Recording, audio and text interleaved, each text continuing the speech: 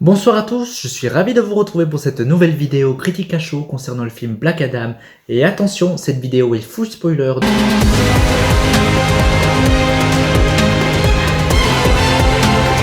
J'ai été le voir ce soir, je sors de la séance et donc j'ai kiffé. C'était vraiment magnifique. Non seulement les effets spéciaux, les interprétations des acteurs et actrices et waouh. Et je peux vous dire, bon, le scénario c'est un peu bancal, mais c'était pas si mal. Certes, ce film n'est pas le meilleur film de DC Comics, mais quoi qu'il en soit, malgré tout ce qui s'est passé avec la maison Warner, l'ancienne direction qui est partie, la nouvelle qui est arrivée, une fusion également avec Discovery, franchement, pas si mal. Revenons aux interprétations des acteurs. Dwayne Johnson, évidemment, The Rock, alias Black Adam, magnifique, ce rôle lui va comme un gant, car il reste l'antagoniste, il est sérieux et tout. On voit qu'il prend vraiment son truc à fond, il aime ce qu'il fait, et c'est beau à voir. Ne pas oublier Sir Pierce Brosnan, que dis-je, le caméléon. Pourquoi cela? Tout simplement parce qu'il a incarné James Bond. Il chante également dans la saga Mamma Mia et maintenant en Dr. Fate dans DC Comics. Et surtout qu'il a révélé qu'au départ il voulait être le Batman de Tim Burton à l'époque et que ça ne s'est malheureusement pas fait. Donc imaginez un peu, pour lui ça doit être génial de jouer enfin un super-héros. Il y a eu également une actrice que j'ai confondue, Quintessa Swindell, qui joue justement une super-héroïne avec une tornade, et moi je l'ai confondue avec une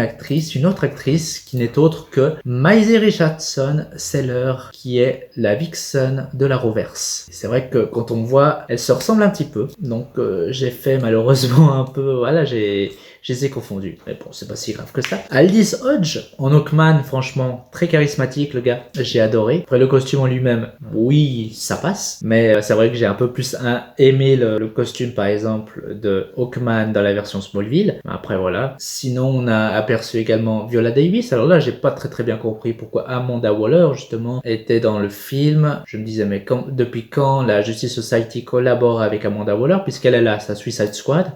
Après, voilà. Sinon, Marwan Kenzari, qui joue le rôle du grand méchant Sabbac, qui est justement, on a vu l'origine story de Black Adam, dont il y avait Sabbac également, qui, voilà, c'était toujours Black Adam contre Sabbac, etc. Et là, vu qu'à un moment donné, il s'est fait emprisonner, Ted Adam, puisqu'on l'appelle tout le temps comme ça dans le film, Ted Adam, l'actrice Sarah Sachi qui joue le rôle d'une certaine Adriana Thomas. Pour celles et ceux qui connaissent DC Comics savent de qui je veux parler, car il y a une super-héroïne qui se nomme Isis. Donc voilà, tout est dit. Ce personnage libère en quelque sorte Ted Adam, et donc quand il y a sa première apparition, mais c'était magnifique à voir. Les mercenaires qui veulent tuer Ted Adam et finalement qui n'y arrivent pas.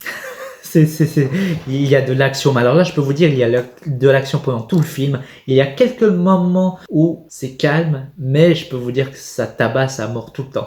C'est trop beau. C'est limite perturbant même, mais j'adore. J'adore. Et il y a un acteur que j'ai repéré dans le film. Tout d'un coup, je me disais, mais il me semble que j'ai déjà vu quelque part, mais je suis sûr que vous l'avez peut-être déjà repéré également. C'est Patrick Sabongi. Et Patrick Sabongi, en fait, si vous l'avez déjà vu quelque part, c'est justement dans la Roverse, et il jouait le capitaine de police dans la série The Flash. Mais à part ça, les effets spéciaux. Alors oui, certes, il y a certains moments où on se dit tiens, c'est bizarre, on dirait que c'est bâclé, etc. Mais quand on voit Dr. Fate, qui est justement le Doctor Strange d'ici, puisque voilà, il a des pouvoirs magiques, mais il peut également voir l'avenir, sauf le sien. Et il y a eu une scène du combat final, justement, où l'on voit une référence pour moi à Avengers Endgame. C'est-à-dire que dans Avengers Endgame, vous voyez Doctor Strange qui arrive vers Iron Man et qui lui dit il y a une seule et unique chance. Et quand à un moment donné, Iron Man disait qu'est-ce qui doit se passer, il lui a répondu ceci: je ne vous le dirai pas, sinon ça ne se produira jamais. Et il y a eu cette référence-là dans justement ce film de Dr. Fate face à Hawkman. Quoi qu'il en soit, quand je dis le grand méchant Sabbac, oui, certes, c'est le méchant du film, mais il faut pas oublier que Black Adam est également un antagoniste, car pendant tout le film, il le dit bel et bien avec un ton sérieux, moi, je tue. Et donc, quand il l'envoie, il est même plus puissant que Superman. Quand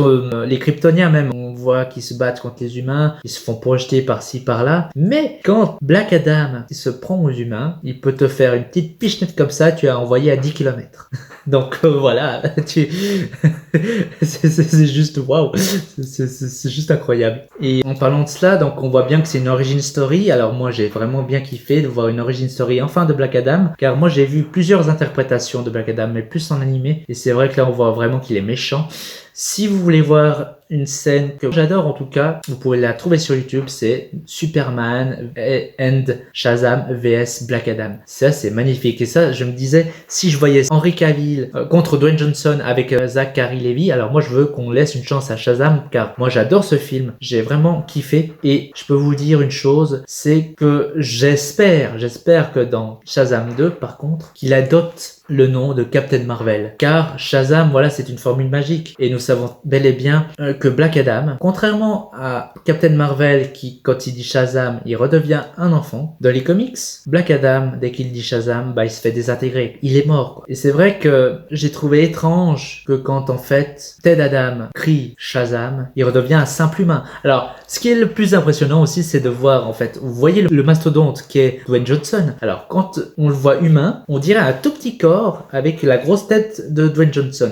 Pour moi, c'était perturbant, mais quoi qu'il en soit, un acteur, c'est un grand acteur. Et Pierce Brosnan, la même chose, Sir Pierce Brosnan, car je suis sûr que lors du tournage, en fait, tous les acteurs, ils étaient vraiment petits face à lui, car quand on voit, franchement, comme il est, la classe anglaise, ça doit être génial de tourner à ses côtés. Les combats, magnifiques. On voit bien que Black Adam, finalement, moi, ça me fait penser à une autre saga, quand on parle de DC Comics, le bien et le mal, etc. Car on voit bien que le personnage de Black Adam, il est gentil, mais il devient méchant avec sa rage et tout, et finalement, il contrôle pas ses pouvoirs. Et lui, il n'hésite pas à tuer. Mais c'est un antagoniste, il ne faut pas oublier cela. Comme Joker, par exemple, même si certains disaient, ouais, c'est un film de super-héros. Non, c'est pas un film de super-héros, surtout pas. Donc voilà, il faut pas oublier que ce sont des super vilains, et il faut absolument faire la distinction entre ça et ça. Et pourquoi je prends une autre saga en référence, par exemple Star Wars? Pourquoi cela? Tout simplement parce que dans les anciens, dans la trilogie et la prélogie de Star Wars, c'était le bien et le mal. C'est-à-dire, soit tu es gentil, soit tu es méchant. Mais par contre, dans la dernière trilogie, on voyait bien qu'un Jedi pouvait avoir un côté sombre et redevenir gentil après. Enfin voilà. Et donc là, c'est ce qu'a bien voulu démontrer ce film également. Alors certes, certains ils vont dire, oh j'en ai marre de certains films qui disent le bien et le mal. Oui, on connaît la chanson, mais il faut bien le rappeler aussi, parce que des fois, je connais certaines personnes qui l'oublient en disant, ouais, je veux que ça pète, je veux que ça saigne, etc. C'est pas tout le temps ça. Il faut pas oublier. Donc, de voir ce genre de film, pour moi, c'est vraiment kiffant, et je vous conseille vraiment d'aller le voir, revoir. Même si vous l'avez